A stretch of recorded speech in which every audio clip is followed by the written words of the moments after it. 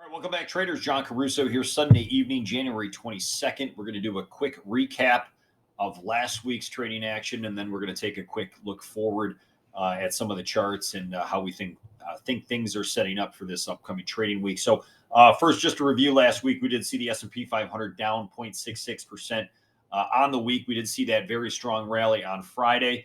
NASDAQ was up 0.55% on the week. Russell 2000 lagged down 1.04% on the week. 10-year yields dropped 9 basis points last week.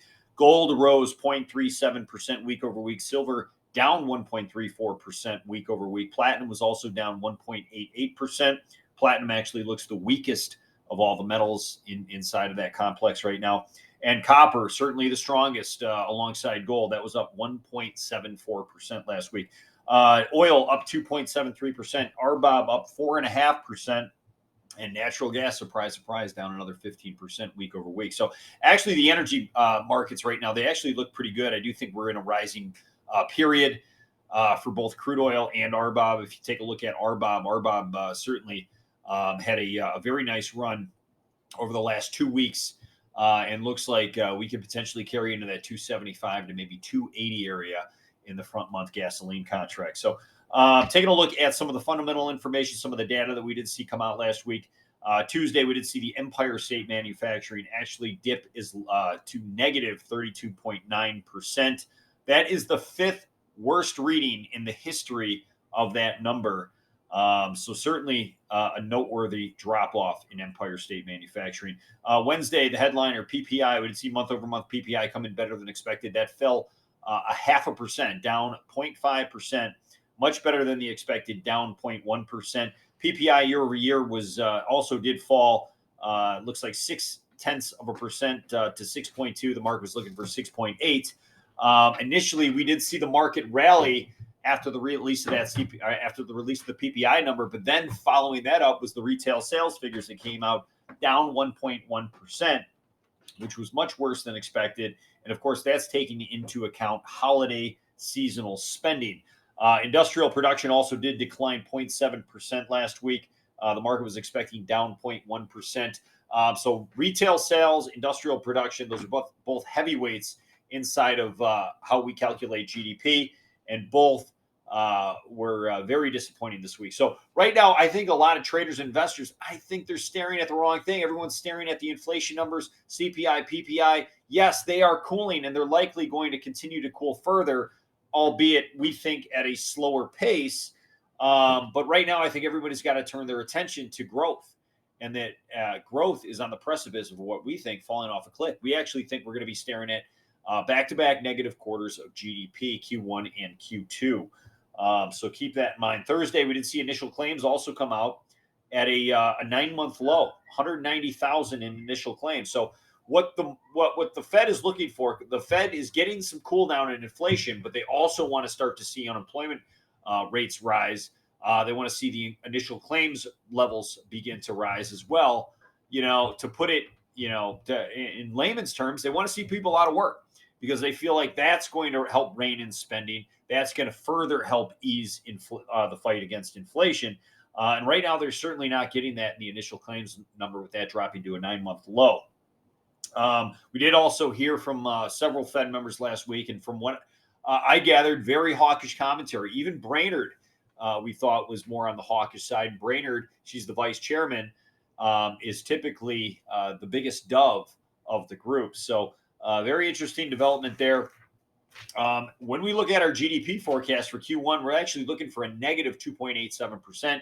Q2, we're looking at minus 1.92%. That's according to the model that we track on GDP growth. So, of course, we're not going to get Q1 GDP doesn't come out until Q2, and Q2 GDP doesn't come out until Q3. So obviously that's going to operate on a lag, and the only thing we can go off of is some of those heavyweights inside of that GDP figure, which is anything consumer related, anything manufacturing related, and of course services. So that's what we're going on, and certainly seeing services, manufacturing, the consumer data start to slow. That is setting off some alarm bells and inside of what we're looking at here. So we don't think we're anywhere out of the woods in terms of this bear market for the stock index. We did see a fairly Big recovery on Friday following the sell-off that we saw Tuesday and Wednesday. But certainly, we're going to take a look at the S&P here very shortly. But certainly not out of the woods from what we're expecting going forward. So, all right, let's jump to the charts here quickly. We got the March S&P 500 up here. Clearly, still bearish trend. It's really going to have to take out this 4,300 level for us to declare an end to the bear market from a technical standpoint. So as you can see, trading 39.85 on Sunday evening. We are a long ways away from that 4,300 level, and we don't think we're going to get there anytime over the next several months, or I should say anytime in the first 6 months of this year, we should say. So clearly we had these drawings in here.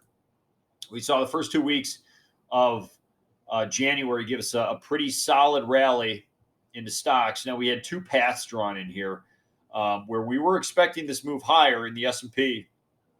We thought the lower path, if we were to fail somewhere up in here, somewhere just a little overshoot from this downtrend line, the sturdy downtrend line that the market's been respecting all year. You got the 200-day moving average right there.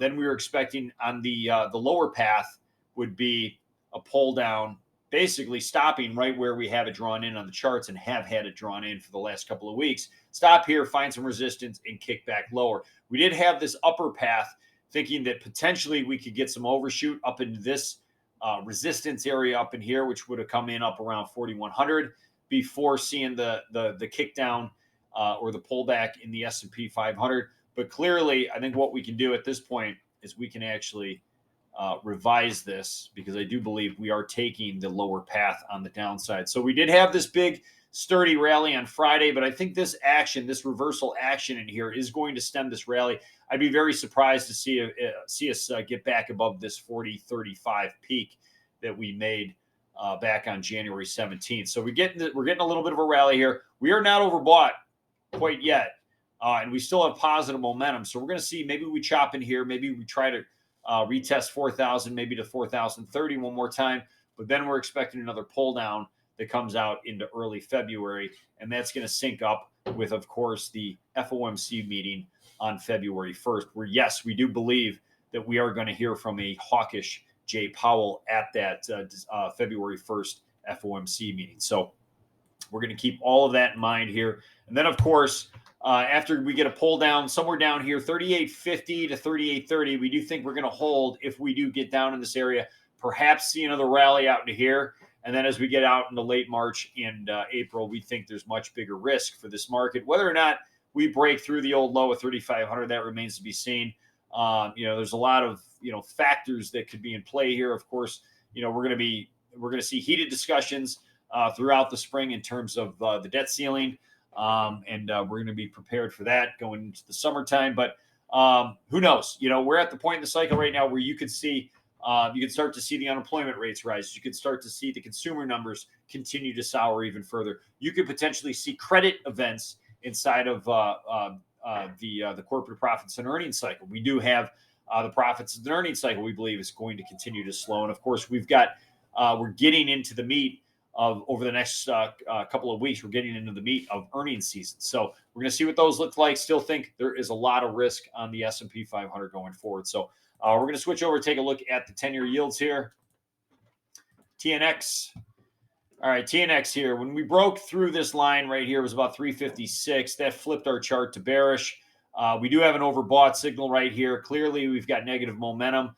We retested the 50% mark, got a little bit lower off of this long-term trend line that we have drawn in here, held it, bounced. Now I'm getting the overbought signal. So perhaps we try to retest trend at 355, 356, but we are expecting another failure down in here, potentially to about 323, which is where the 61.8% retracement level is.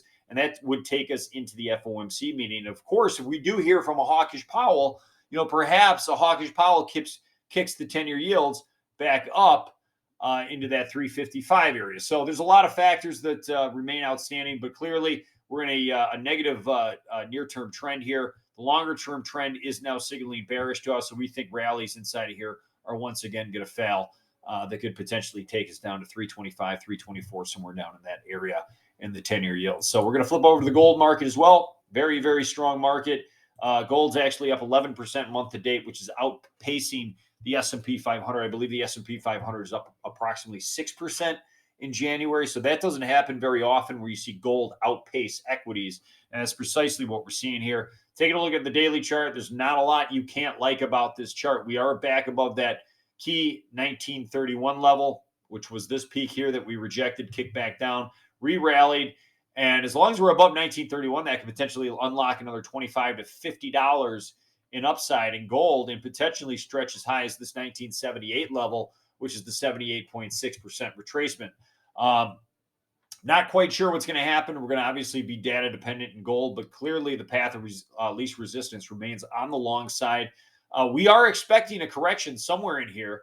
The question is whether or not we get up to the 78.6 before we get that correction, which of course would make that correction much more shallow in our estimation. So let's just say that we follow the path that we have drawn in here. We're going to think a pull down into about 1830. Actually, we'll give it the benefit of the doubt. Maybe 1850 to 1830 is going to be the ideal buy zone for another rally, perhaps back towards that 1900 level in the gold market. I do think gold, as you can see, we think there's going to be another period of risk in gold. Perhaps that syncs up with a period of risk in the equity markets that takes gold prices lower as well. But ultimately, we think gold prices are going much higher this year. And we do think that they are going to eventually take out the all-time high at some point in the back half of 2023. So keep all that in mind. Very bullish on gold, trying to find the right spots. We're in a period right now where gold just isn't letting any more bulls into this trade. And of course, any sell-off, any pullbacks that could come as deep as 1850, 1830, we think is going to be your next best buying opportunity for gold prices. So that is a look at the February gold contract. We're going to switch over to silver. Similar to gold, but much weaker. Still, there's not a lot that you don't like about what we're seeing here. We're seeing this consolidation, sideways consolidation in here. I guess the question is whether or not this consolidation is just a way station for another move back into the 78.6, which comes in at 25.42. Of course, that's going to be you're going to get clues to that happening if we do take out that 24.79 area, which was this key peak that we made back on January 3rd. Or are we simply, because we are starting to climb here, are we going to get into an overbought state here and see this market? Or is this all just kind of a topping out period where we eventually break? If we were to break through 23.20, we could potentially stretch. We're going to give it back towards perhaps this shelf down here, which comes in about 21.40 before we think there's another resumption higher in silver. So as I see it right now, silver is one of those trades that if you like it, you got to get into it, whether it's, how big or how small, that's completely up to you. We do have some silver longs on for clients right now. These markets are not giving you ideal buying opportunities. I think what you have to really do is if you find a pattern that you like, it's bullish trend, you're trading with a longer term trend, get into the market, set your risk parameters. Our risk parameters for this trade, we were getting in right around 23.75 last week. Our risk parameters are 23.20. So if we were to get a break at 23.20, we stop out of the trade and wait and watch from there. But ultimately, this is shaping up to where we could potentially, at a bare minimum, get back to this 24.46. If we take out 24.77, I think we're on our way to the 78.6. So that's a look at silver. Flipping over to crude oil. Quickly on crude, we'll review this. Crude is in a rising period right now. You can clearly see that. We had this steep sell-off here to 70, had a fairly shallow rally. Actually, it wasn't that shallow of a rally. We did see a $10 rally back into 81. Sold off hard again, but then we held. We sold off into 72, didn't break 70. We held, and we began this rising period again. I do have positive momentum on crude. I do have this as price momentum and price action remains higher. I'm getting this divergence in our overbought, oversold signal that is now actually you can obviously see price action rising while the overbought oversold is declining. So that means if we do pull down in here, it's not going to take much for this to signal an immediate term oversold signal for perhaps another buying opportunity into 83, potentially into 84, taking out this old peak over here, which would be very interesting to see. Perhaps we get a check down from that period again before we get into our next rising phase in crude oil. So at the moment, crude oil is in a rising phase. Gasoline is in a rising phase. We like the way that they're set up right now in the charts. The seasonal tendencies, we don't base our trade recommendations on seasonal tendencies, but we certainly look at the seasonal factors just as something to further harden our conviction about what we're seeing on the charts and what we're seeing fundamentally in those markets. So I hope you enjoyed this evening. Don't forget to like, share, and subscribe to these YouTube videos. We'll keep them coming on a weekly basis. If there's anything else that you'd like me to review on a weekly basis, feel free to reach out. We are taking requests. Best of luck to everybody out there. I'm John Caruso. We'll catch you back here next week. Take care.